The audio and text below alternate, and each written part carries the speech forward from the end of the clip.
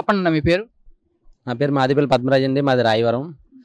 అంటే ఉదయ్ శ్రీనివాస్ గారికి అయితే చూడక్కర్లేదు. ఎందుకంటే ఒక సామాన్యుడు రాజకీయం చేస్తే ఎలా ఉండదో అదే విధంగా ఈరోజు నిరూపిస్తున్నారు. ఆయన ఒక టీ టైం స్టార్ట్ చేసి ఈ స్థాయికి రావడం మాలాంటి యువతకు అందరికీ ఆయన ఆదర్శం.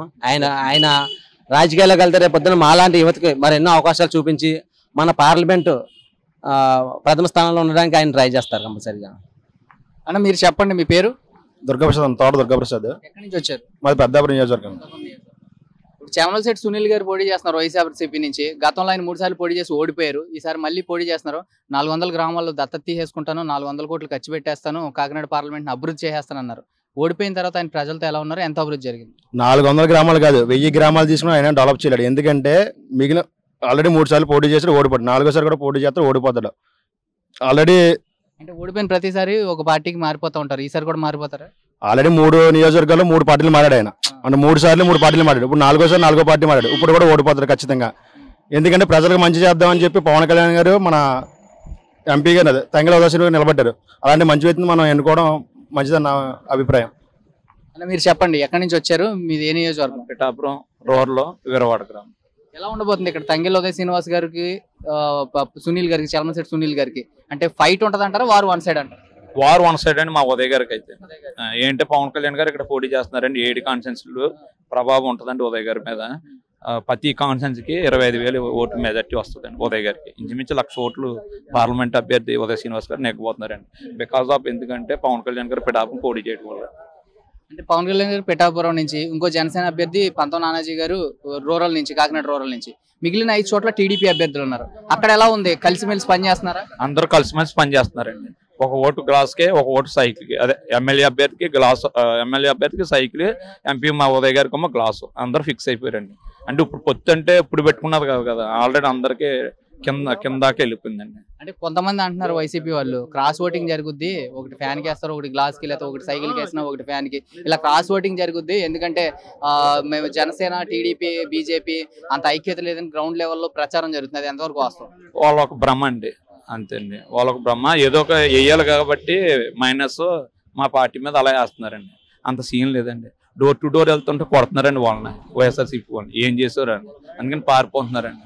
తండొప్పుతుండాలి. కానీ మన సార్ ర్యాలీలో కూడా, ఉదయ్ గారి ర్యాలీలో కూడా జనం బ్రహ్మనాథం పెట్టేశారు సార్. చెప్పండి మీరు, ఈసారి వైఎస్ఆర్సీపీ 170కి 170 గెలుస్తాం అంటున్నారు. అంటే ఎన్ని గెలవచ్చు అంటారు? 170 కాదు, పైన 170 పక్కన పెట్టారు, 5 నెగ్గమని కాచాలి. ఎందుకంటే వాళ్ళు చేసిన పనులు వాళ్ళకే తెలుస్తుంది.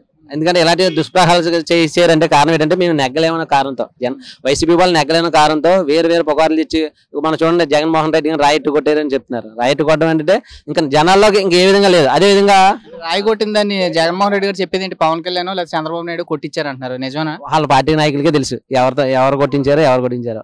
ఎందుకంటే వాళ్ళకి అలవాటు ఎలక్షన్ ముందర ఏదో తీసుకొచ్చి దాన్ని వాటర్ల కింద దాని లబ్ధి కూరే విధంగా మార్చుకోవడం అలవాటు. కానీ ప్రజలకు అలవాటు అయిపోయింది. ఎందుకంటే ఇదంతా డ్రాబా అని ప్రజలు అందరూ భావిస్తున్నారు. ఎలక్షన్ అయ్యే వరకు కూడా ఇలాంటివి కూడా అది చెప్తారు. కాకపోతే కొంచెం జనాలు చూసి ఇదేట్రా బాబు అని బుర్ర బాదుకునే టైం అన్నమాట మాది. అంటే గతంలో మరి ఇదే జనాలు కోడికత్తి సీను పొడి చేయడం అనగానే ఓట్లేసి గెలిపించారు కదా, ఈసారి ఎంత వర్కౌట్ అవుతుంది సెంటిమెంట్?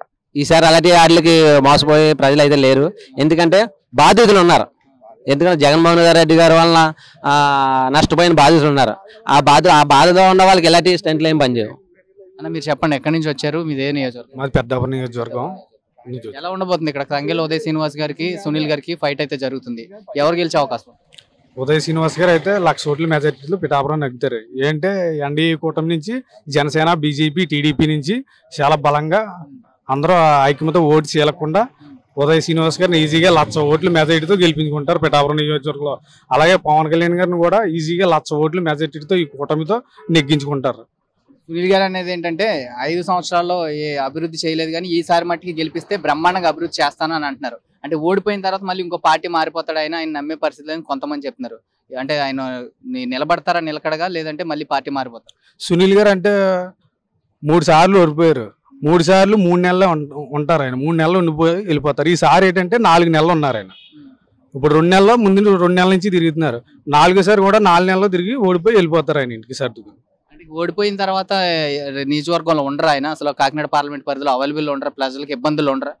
ఓడిపోయాక కాకినాడ పార్లమెంట్ కదా మొత్తం ఉమ్మడి తూర్పుగోదావరి జిల్లాలోనే అంపడ్డా ఆయన, ఎవరికి అంపడ్డా ఆయన ఎక్కడికి వెళ్తారు, వెళ్ళిపోతారండి ఆయన బయట కంట్రీ, ఎన్ఆర్ఐ ఏదో బయట కంట్రీ వెళ్ళిపోతారు. అంటే ఎలా ఉండబోతుంది ఎంపీ క్యాండిడేట్ కి ఉదయ్ శ్రీనివాస్ గారికి? క్రాస్ ఓటింగ్ పడి వైసీపీకి వేస్తారు ఫ్యాన్ కి అంటున్నారు, ఎంతవరకు వస్తుంది?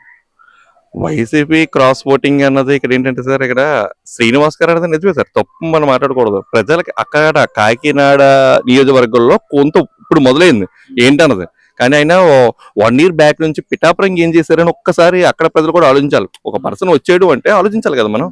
ఇప్పుడు ఈ ఎంపీ సీట్ అన్నది ఎలా ఉంటుందంటే ప్రజల్లో అండి, ఇప్పుడు ఒక 4 రోజుల ముందు వస్తున్నారండి, అంటే ఎగ్జామ్ పర్సన్స్ చెప్పకూడదు కాబట్టి చెప్పట్లేదు, బట్ ఆలోచించమంటున్నాను ప్రజల్ని.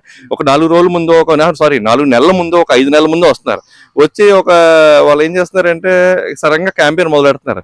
మ్యాజిలేట్ చేసి ఏదో ఎంపీ సీట్ సంపాదించుకోవడం, నెగ్గితే ఓకే, నెగ్గలేదు ఇంకా ఓడిపోయిన మళ్ళీ రిటర్న్ బ్యాక్ అయిపోతున్నారండి. నువ్వు ఎంపీ అన్నది నువ్వు సేవ చేసి ముందు ఒక సేవ అన్నది ముందు నువ్వేంటని చూపించుకోవాలి కదా. ఆ టైప్ ఆఫ్ సేవ మాకు ఈయన సతీష్ గారు అన్న మనిషి అయితే మాకు ఎవరో తెలియదు, సారీ సునీల్ గారు అన్న మనిషి అయితే ఎవరో తెలియదు. ఇంకా ఈయన మన ఉదయ్ శ్రీనివాస్ అన్నది మాత్రం ఒక్కసారి మనం ఆలోచించుకోవాలండి. ఎందుకంటే ఉదయ్ శ్రీనివాస్ గారు పిఠాపురంలో ఆయన చేసింది ఎవరిని అడిగినా సరే ఉదయ్ శ్రీనివాస్ అంటే ఒక పేరు ఉందండి, కొత్త వ్యక్తే కానీ. ఎందుకంటే తిరిగి ఆయన ఏంటన్నది ఆయన నిలబెట్టుకున్నాడు. ఇప్పుడు నిలబెట్టుకుని ఆయన ఎంతవరకు చేయాలో అంతవరకు చేశాడండి. కాబట్టి ఉదయ్ శ్రీనివాస్ అంటే ఇక్కడ జనాలు ఎవరన్నా బాబు ఉదయ్ శ్రీనివాస్ గారు ఎంపీ కింద నిలబెట్టాడు వస్తావా అంటే ఖచ్చితంగా ఏ ఇంట్రెస్ట్ చూపిస్తారండి. ఎందుకంటే ఆయన way of connectivity service oriented person ఆయన. ఇంకా ఈయన అంటారా సునీల్ గారు అంటారా, ఆయన ముందు ఓడిపోయినప్పుడు ఏం చేశారండి, ఆయన ఎంతవరకు ప్రజలకు వచ్చారండి, ఎన్ని నియోజకవర్గాలకి ఎలక్షన్ లో కాకుండా వచ్చి ఏ టైప్ ఆఫ్ సర్వీస్ ఓరియంటెడ్ చేశాడు ఆయన, ఈ టైప్ ఆఫ్ సర్వీస్ ఓరియంటెడ్ చేశాడు, ఈ టైప్ ఆఫ్ సర్వీస్ చేశాడు. పలానా పిఠాపురం వచ్చాడు, పలానా జగ్గంపేట వెళ్ళాడు. అన్న మీ పేరు? నా పేరు రాంబాబు అండి. ఇక్కడ పిఠాపురం స్థానికులేనా మీరు? కుమారపురం అండి, పిఠాపురం మండలం కుమారపురం గ్రామం. ఎలక్షన్ అయితే జరుగుతుంది ఆంధ్రప్రదేశ్ లో, May 13వ తారీఖు ఎలక్షన్. ఇక ప్రత్యేకంగా చూసుకుంటే పవన్ కళ్యాణ్ గారు ఇక్కడ పోటీ చేస్తున్నారు పిఠాపురం నుంచి అన్న తర్వాత దేశవ్యాప్తంగా ఇదే చర్చ నడుస్తుంది. అటు నుంచి వంగా గీత గారు పోటీ చేస్తున్నారు వైసీపీ నుంచి. ఏ విధంగా చూస్తారు? అంటే పవన్ కళ్యాణ్ గారు వస్తే పిఠాపురం అభివృద్ధి చెందుతుంటారా? డైరెక్ట్ పిఎం తో కాంటాక్ట్ ఉన్నది మోడీ గారితో పవన్ కళ్యాణ్ అండి. సీఎం చంద్రబాబు నాయుడు అయినా కానీ డైరెక్ట్ పిఎం దగ్గరికి వెళ్ళి క్యాండిడేట్ పవన్ కళ్యాణ్ గారు. అలాగే గతంలో చిరంజీవి గారు వచ్చినప్పుడు వంగా గీత పిఠాపురం ఎమ్మెల్యే అయిందండి. అప్పుడు మనకి ఈ కాలేజ్ వచ్చిందండి, పాలిటెక్నికల్ కాలేజీ పిఠాపురానికి అయిందండి. ఇప్పుడు ఎంతమంది వచ్చారు పోయారు, ఏ గవర్నమెంట్ కూడా అబద్ధం. ఆ ప్రసారం వాళ్ళు క్రియేట్ చేసుకుంటున్నారు, ఓటింగ్ డైవర్ట్ చేయడానికి వాళ్ళు క్రియేట్ చేసుకుంటున్నారు. అది మాత్రం కాదు. 100% వర్మ గారు జనసేన అయిపోయి ఉన్నారు, పవన్ కళ్యాణ్ నెగ్గింటారు. అది అలాగే టీడీపీ నాయకులు కూడా 100% పవన్ కళ్యాణ్ నెగ్గించుకుంటారు.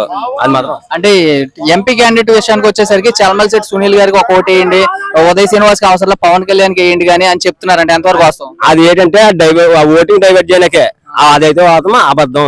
అది మాత్రం పక్కా ఉదయ్ శ్రీనివాస్ నెగ్గుతాడు, ఇక్కడ జనసేన పవన్ కళ్యాణ్ నెగ్గుతాడు. ఇక్కడ టీడీపీ క్యాడర్ అంతా కూడా ఎలా సపోర్ట్ చేస్తుంది జనసేన వాళ్ళకి? ఇంటింటికి తిరిగి మీరు గుర్తుల్ని చెప్తున్నారా ఈ మిగతా నియోజకవర్గాల్లో కూడా ఏ విధంగా ఉంటాయని? పక్కాగా 2 ఓట్లు జనసేనకి వేయాలని చెప్తున్నాము. అంటే మొత్తం ఎవరు చెప్పినా మా టీడీపీ క్యాడర్ అంతా వర్మ గారు మేము కూడా అంటే 2 ఓట్లు. ఇక్కడ లక్ష్మీపురం లోకల్ అన్న మీరు? పిఠాపురం నుంచి పవన్ కళ్యాణ్ గారు పోటీ చేస్తున్నారు, వంగా గీత గారు వైసీపీ నుంచి. గతంలో కూడా వంగా గీత గారు పదవులు అనిపించారు, పవన్ కళ్యాణ్ గారు ఒక ఛాన్స్ ఇమ్మని అడుగుతున్నారు. ఎలా ఉండబోతున్నారు? పవన్ కళ్యాణ్ అవుతుంది. ఎందుకు పవన్ కళ్యాణ్ గారికి అనుకుంటున్నారు? అసలు ముఖ్య కారణం ఏంటి? పవన్ కళ్యాణ్ గారు మీకు నచ్చిందంటే పవన్ కళ్యాణ్ మా ఊరికి అభివృద్ధి చేస్తా అన్నాడు, మాట ఇచ్చాడు. వర్మ వాళ్ళు మాట ఇచ్చారు, చేస్తున్నారు. గడిచిన 5 సంవత్సరాలు మరి ఎలా ఉంది? గడిచిన 5 సంవత్సరాలు ఏం చెప్పారు, ఏం రోడ్లు కానీ ఇక్కడ ఎలా లేదు. ఇగో రోడ్లు ఎలా చూసారా, ఒక రోడ్ వెళ్ళలేదు. అంటే ఇప్పుడు ఎంత మెజారిటీ రావచ్చు అంటారు? వస్తుంది ఒక 80,000 లక్ష వస్తుంది. కంపెనీ రావాలా, పవన్ బాబు రావాలా, కంపెనీ రావాలా పిఠాపురం. అంటే పవన్ కళ్యాణ్ గారు గతంలో పోటీ చేసి 2 చోట్ల ఓడిపోయారు, ఏ పదవులు లేవు, ఆయన ఎలా తెస్తారు కంపెనీ? వాళ్ళ పాపోత్తులు వాడించిన వాళ్ళు. మేము పుణ్యాతులు పిఠాపురం గెలిపించుకుంటున్నాం, మేము పుణ్యాతులు పిఠాపురం గెలిపించుకుంటున్నాం. పవన్ రావాలా, ఫ్యాక్టరీలు కట్టాలా, మా పిల్లలకు ఉద్యోగాలు రావాలా, పవన్ బాబు రావాలా.